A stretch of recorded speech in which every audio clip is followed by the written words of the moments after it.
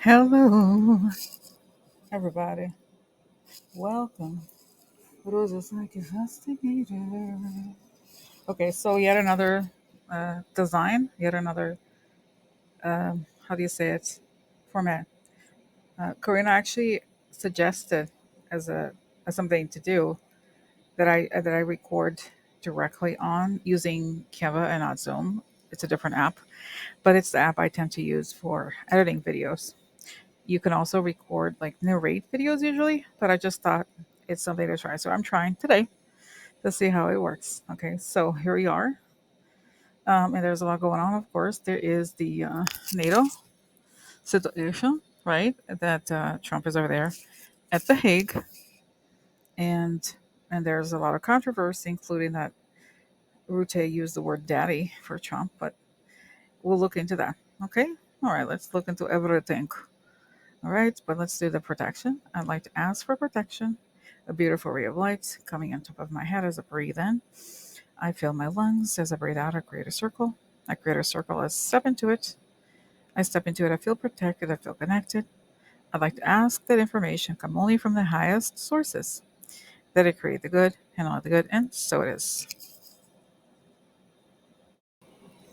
Okay, so today, of course, it's the second day of the NATO meeting. I think Trump arrived yesterday, was it? And so I'm showing you this because it's the context of what happened today.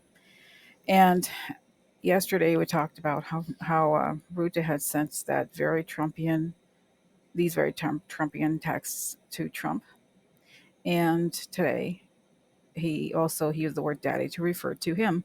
Some people were upset, but I still think that it has a lot to do with like it just has a lot to do with uh, playing to his like using I won't say using him, but the thing that could not happen in this meeting is that Trump to decide to somehow want to leave NATO. I mean, he talked about it. He talked about yesterday. He talked about how when he was asked about the NATO Article 5, which is that when one country is attacked, all the other countries are attacked.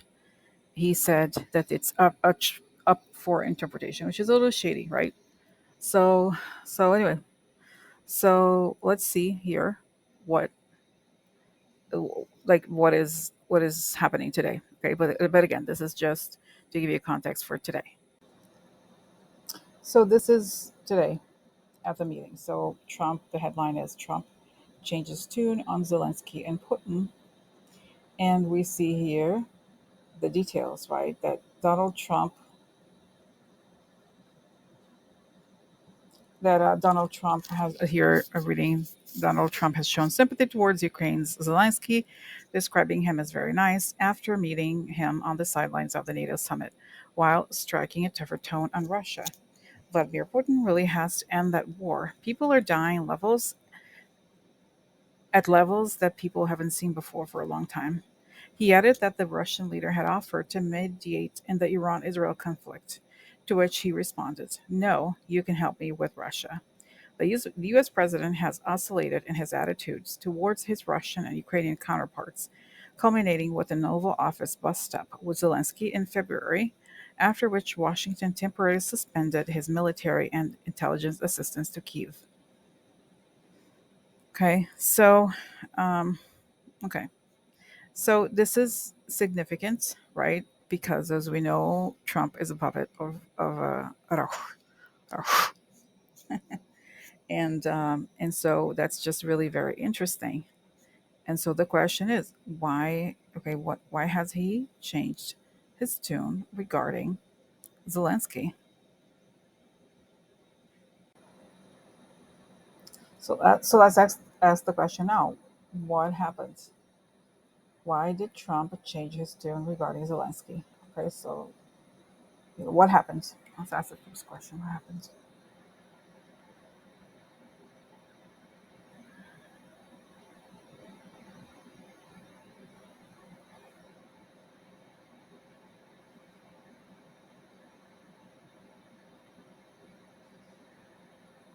It's interesting. I'm seeing the face of Rutte offering him quote unquote deals and not only flattering him, but also explaining how much better it would be for him economically to stand with Zelensky. That's what I feel like. There's some sort of communication regarding finances. I don't necessarily think it's a bribe, but it's something like that. Okay. All right. So then the next question is, how will Putin react? Because, of course, whenever a statement is made publicly, that's what almost everything they care about. They would like to shape the narrative. And it has been happening for a while now, right? That Trump is not exactly obeying Putin, especially when it comes to Ukraine, because as we all know, that's Putin's most important issue. So here's the question again, another question. How will Putin react? Okay, how will Putin react?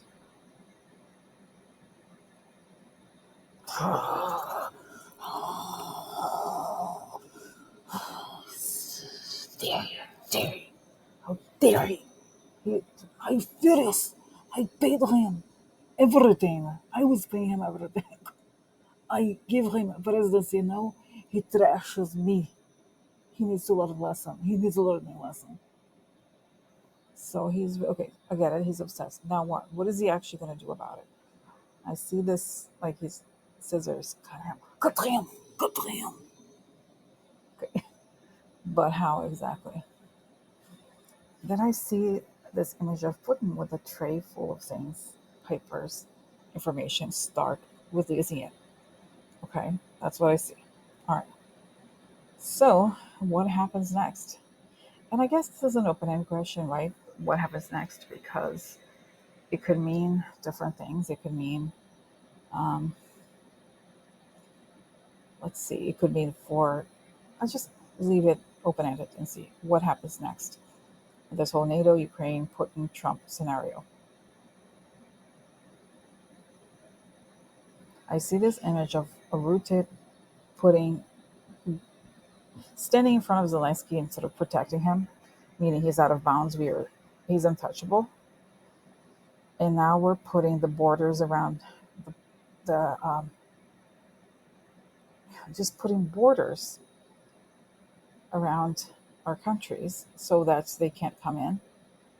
And the border will include Ukraine. That's right. That's the next step.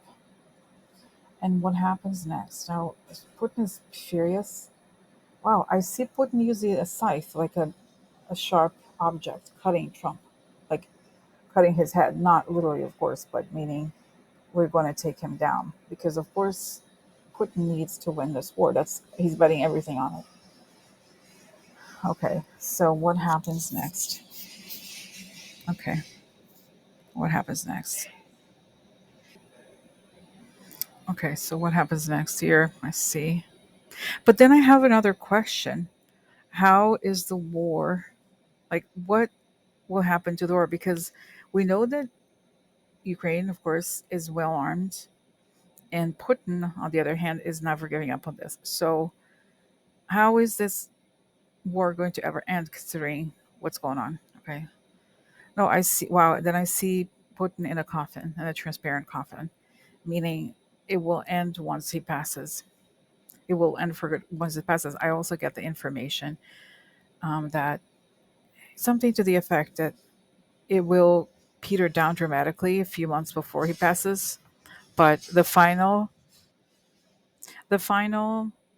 like the final thing, the final end is when Putin passes. Okay, and then I see this hand of Zelensky being lifted, like he's the victor. So, okay, all right, all right. So here we have again, it's still related to the NATO meeting. Donald Trump with NATO all the way after questioning mutual defense pact. President has sparked alarm when he previously said U.S. commitment to Article 5 depends on your definition. Donald Trump has reassured NATO allies he is with them all the way after spooking European capitals with his suggestion that the military alliance's mutual defense pact was open to interpretation, which I discussed right today and yesterday.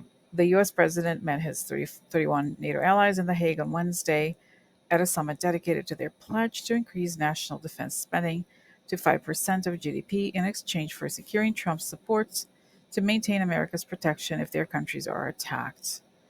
Asked about his commitment to NATO after he arrived at the summit, Trump said, "We are with them all the way."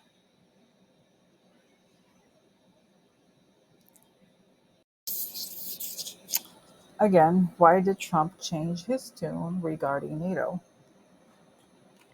Why? What happens behind the scenes? Okay, so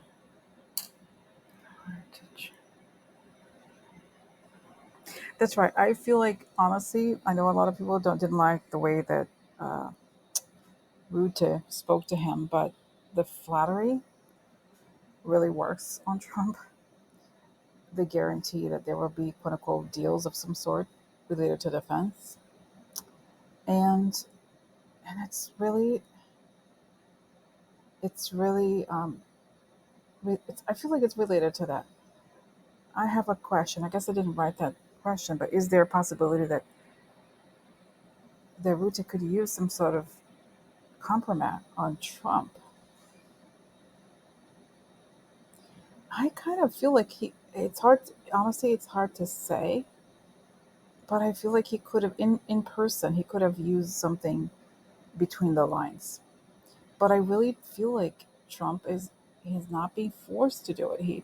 He didn't choose this position. And as others have pointed out, it's very hard to actually leave NATO at this moment because you need congressional approval. And actually, Marco Rubio introduced and passed a bill that said that the president needs congressional approval to remove, to no longer, to get out of NATO. Okay, so that's let's just say, all right. So let's see.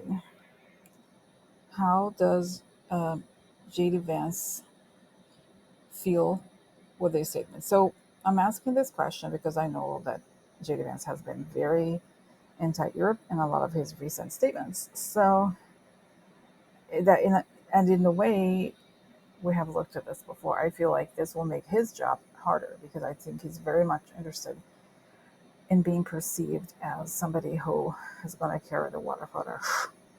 And we know that Russia has openly stated they want to take over Europe if in their ideal universe. They control Europe, the US controls the Americas, China controls all the other countries. So, okay. But again, back to the question, how does JD Vance feel with these statements made by Trump about NATO? He's like, oh, damn it. I feel like in a way he's like a little upset, a little nervous, actually more nervous than anything. And at the same time, I feel like he feels like, well, if he said these things, then Putin and the Russians know I'm on their side. So he's differentiating in his mind, at least. I don't see that he has made that statement to anybody, but he's thinking, I have this corner for me. Does it make sense? So in his mind, he's seeing it. He can see it as a positive thing that will help him. Okay. All right. Okay. So next question: how does Putin feel? How does Putin feel? So how does Putin feel now that Trump has basically changed his tone regarding NATO? And what will he do? This is in connection to what I had looked at before, just the last topic regarding Zelenskyy. But it's like he's just, I feel like he's despondent is not the word. He's just sort of like he resigned to the fact that he has lost control of Trump in the degree that he used to exert more control over him than he does now. So I guess you know what I there's something I wanted to talk to you guys about. I saw a comment. I honestly don't remember. I don't know if it was probably Twitter somewhere. I don't remember where I saw it, to be honest. But it said something to the effect that now in his second presidency, because he's getting so much more money from other countries, and of course Russia is in a difficult position financially. He doesn't feel like he has to be loyal to them, right? So I feel like there's some part of it there too that he feels like they're not the only country that's giving me money. I don't need to just completely depend on them.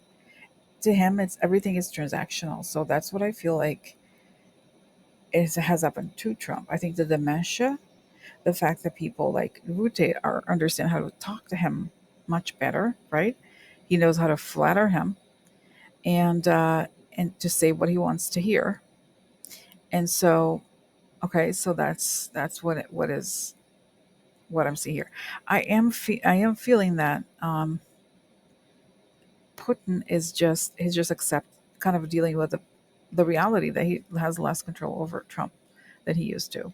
But then but then I feel like he will put a lot of pressure on the other compromised people. Like I see for some reason Rand Paul and others, and so it that's what I'm getting about this part. So this part is what does this mean for the possibility of Trump being removed? Because of course, Corinne and I have seen that Trump could be removed by the military when he goes to the military to ask for the military to support Russia. Okay, so of course, if NATO has something to do with this, in terms of us being, if there's some sort of attack, if he's a traitor, right? I don't know. I'm just asking, really. So, what does this mean for the possibility of Trump being removed? Let's see. What does this mean for the possibility of Trump?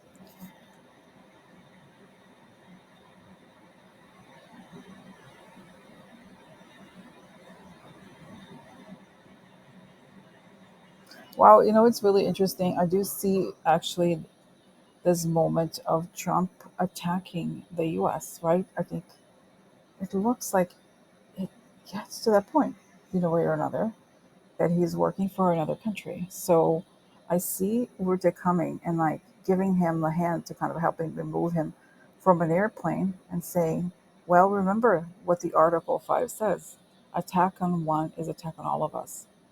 So it works, ends up working very much against Trump. But what's interesting is when I see the face of Rutte, I see that he is very polite, like he's very smooth. It's like, oh, Donald, dear Donald, I am so happy that you agreed with everything we said. Remember how you mentioned that the Article 5, you agree with NATO and you understand what the Article 5 means. It means that when you attack one, you attack all of us. So and then I see Trump is being removed. I'm not saying, I just want to make it clear, and not literal that NATO, that Rutte is going to be the one removing him directly. No, but it all is all going to play a role, I believe. Okay? All right, how was school year?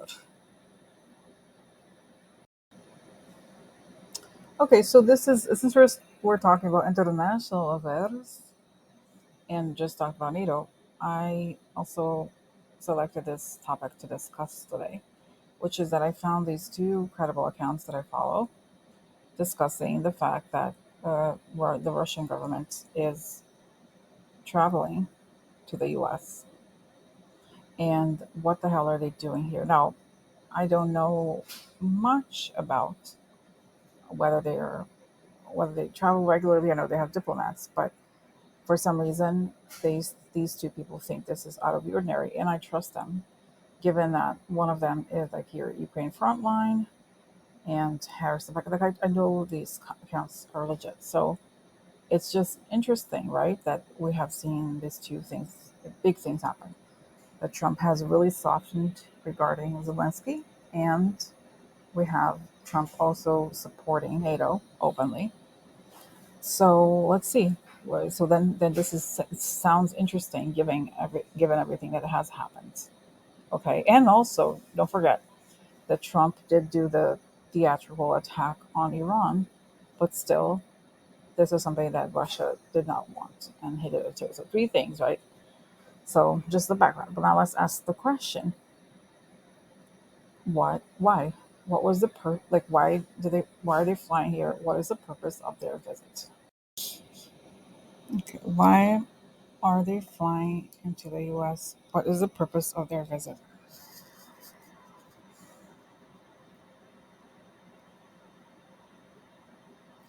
Wow, I see that it's people. for some reason, I see the face of some very high level officials, even Dmitry Peskov, who is the spokesperson. I don't believe that he would come here, but that's the face I see. And then I see the Kirill, some guy who related to the Minister of Finances or some sort of like international fund, something like that. So they're putting a lot, they want to say that to their face. They're putting a lot of pressure on them, and they're saying in bullet points exactly what Russia wants done regarding Ukraine, as well as the economic form. There's some sort of economic demand. Oh, it could be the sanctions. They want the sanctions to be removed. And what else? They're just saying, give them the message in person. We're giving them the message from far. And also, they understand that because these things happened related to foreign affairs, that being speaking in person has greater effect. They think this is super urgent. They have to give this quote unquote message. By quote unquote message, I mean like something a little dangerous to him, right? Like, so what happens? Why? So it's that giving the message of what we want and what we are prepared to do. And then I see again the message of Patricia, right? That I mentioned from time to time when Trump won, quote unquote, won, right? He said something like, he knows that Russia helped him win, and he understands that there's a price to pay for that, essentially. So that's what they're coming here to communicate. Essentially, I also think that this is sort of like a last ditch effort for them. They really feel like the relationship is almost broken, and that Putin is saying, because Putin is also a person who, it's like zero sum game at all times. So he has to win. He's not a diplomatic person in that sense. It's my way or the highway. So he's having these people come here and tell, I don't know Trump directly, but people very close to him, even David Sachs, they're telling them what they're prepared to do if they don't do exactly what they want. So, okay, so that's what I got. And I also got that this would not have happened indeed when when Biden was in power, because Biden was not friendly ever to Putin. Okay? All right. Okay, so this is really interesting. I actually recorded something last night, or thought I was recording because it didn't go through. I was going to post it. And this is super interesting because it's news that Edward Korstein, Doge hacker, resigns. So the headline is, a key member of Musk's Doge resigns from government. Edward Korstein, the 19-year-old who was hired by Elon Musk to help slash the government bureaucracy, became a public symbol of his team, and his nickname was Big Balls. Okay. Edward Korstein, the 19-year-old high profile operative for the Department of Government Efficiency, resigned yesterday morning, according to a White House official. Mr. Korstein, known by the online pseudonym Big Balls, was a key player on Elon Musk's team that spearheaded a widespread effort to slash the federal bureaucracy.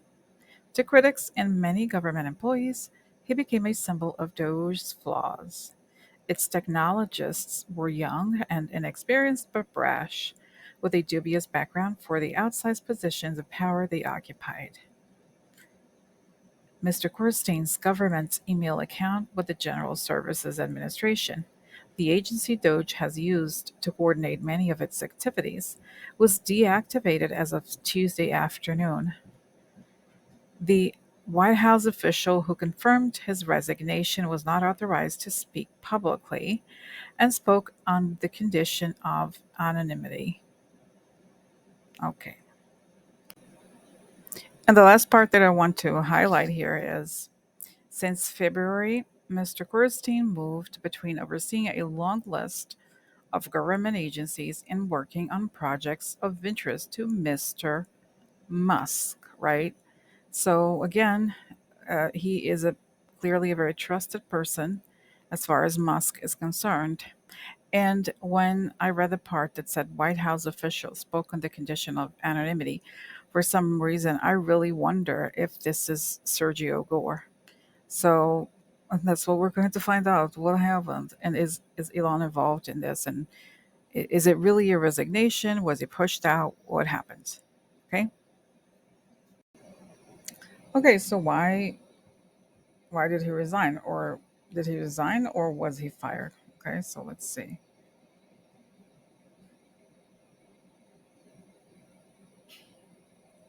Wow, it's really interesting. I see this image of Elon Musk actually, and cables going towards Elon Musk. And then the image of the guy, Sergio Gor, cutting all the cables that lead to Elon Musk. And and this guy, Korstein, is one of them. So I see that he moves to cut the cables that connect, that are basically the connections that Elon Musk has into the government. So now is this so because I'm being told to look very much at that quote that it comes from the White House, a White House official said. So I see that he gives a piece of paper. Sergio Gor gives a piece of paper too. Of course, he needs to say, "Here's your resignation letter." So he formally resigned, but he was basically fired. That's what I understand because again, he's considered to be an Elon loyalist, and that's what Sergio Gor wants to remove from the government. That's what I think. Okay. So, where is Elon in this development? Would Christine ever read out Elon Musk regarding what happened in the 2024 election? I guess, guys, it's interesting. Of course, I wrote these questions out before I recorded, right? Before I recorded the answers, and these are separate but connected questions.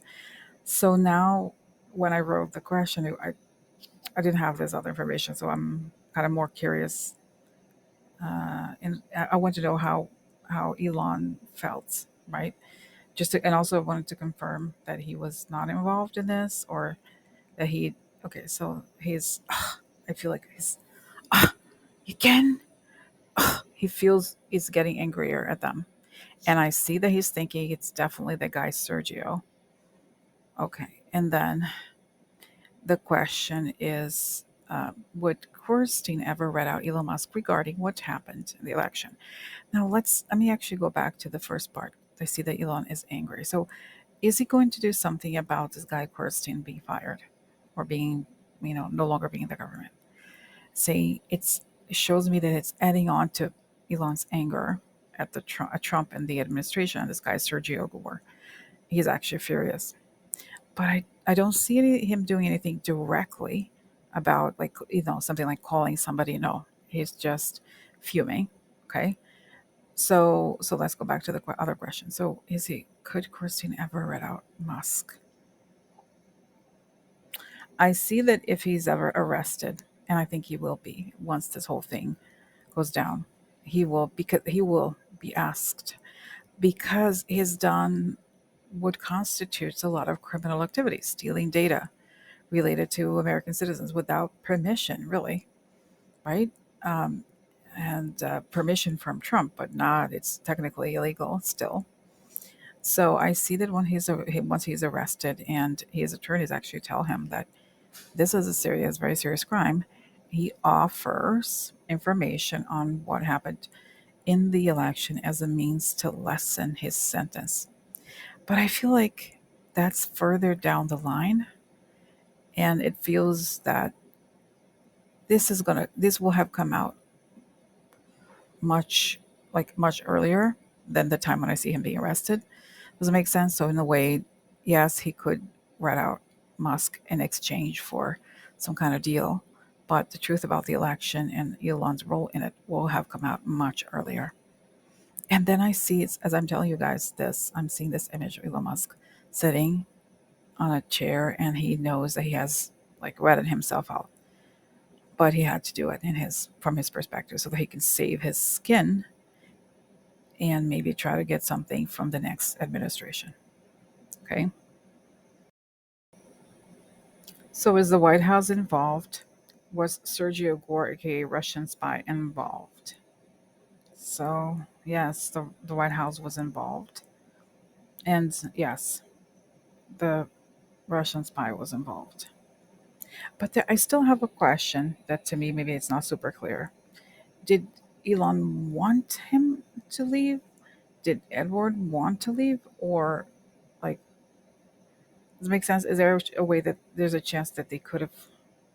No, I see. It tells me actually Elon really wanted him to stay so he could keep an eye on everything. And he is willing to do whatever Elon wants. And I see the Russians are also involved and they wanted him to stay. So, so yes, in other words, this was a decision by the White House and Sergio, not Elon or Edward. So, what's next for Edward Corstein? Because it's interesting because I feel like if we look at him and look at what could happen to him or with him, that may tell us something about the current administration. Who knows? Let's ask. So, what is next for Edward? Interesting. I see him leaving, and he has this weird, like some boxes, almost like these circuit uh, boards. I don't know, these boxes with some electronics inside of it, and he's bringing these boxes with him. And then what? And I see, yeah, I feel like they have data in them. These box, it looks like advanced electronics to me. I can't tell exactly what it is, but he brings these. Okay, so he's carrying with himself these important data related to the government there. And then I see that, wow, people could go into his apartment and steal that for some reason. Okay, all right.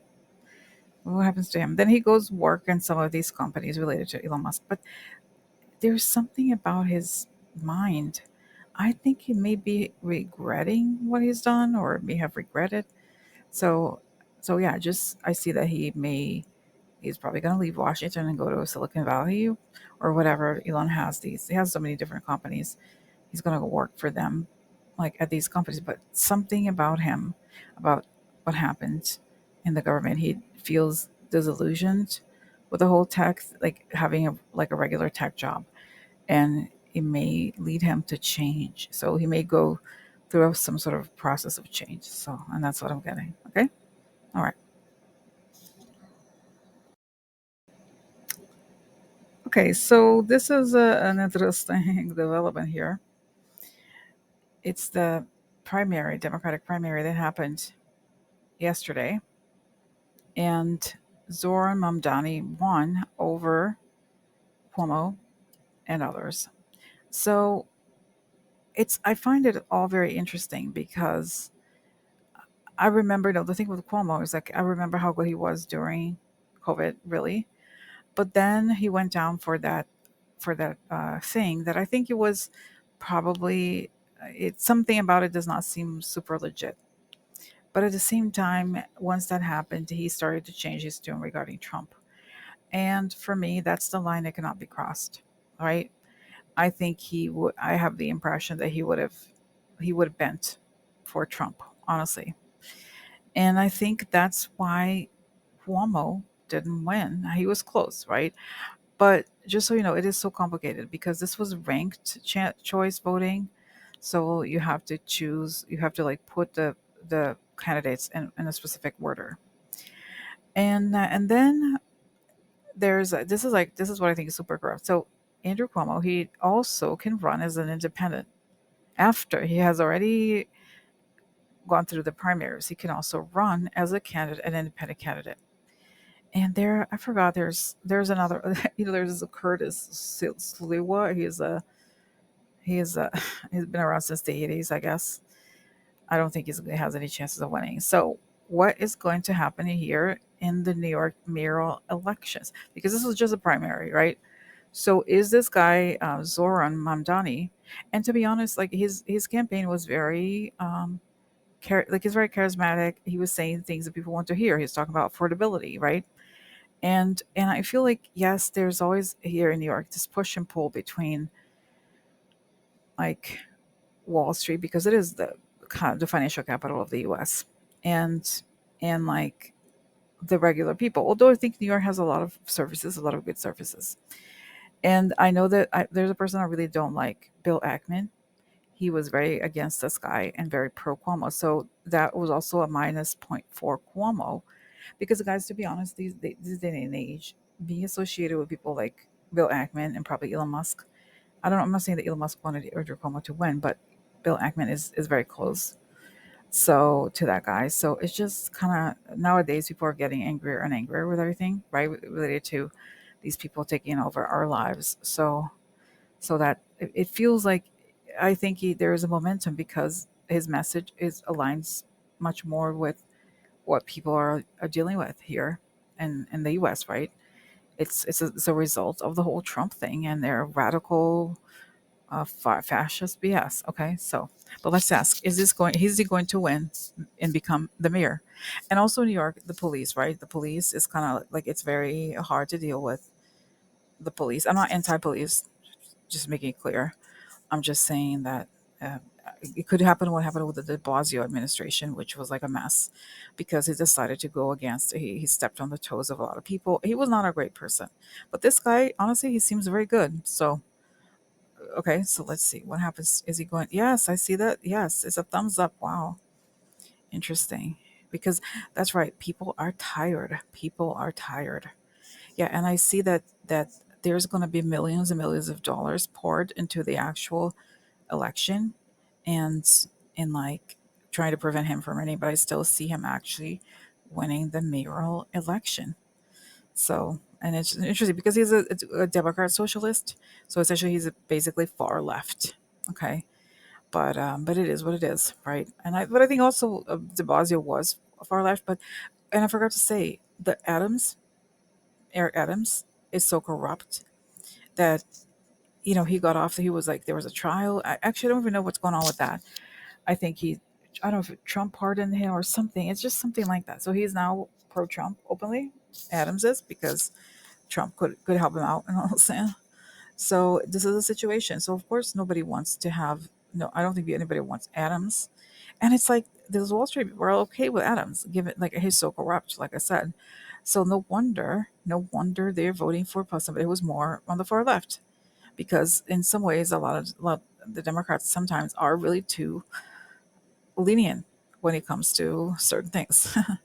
Okay, all right. So let me go and then thank you for watching. Okay, all right.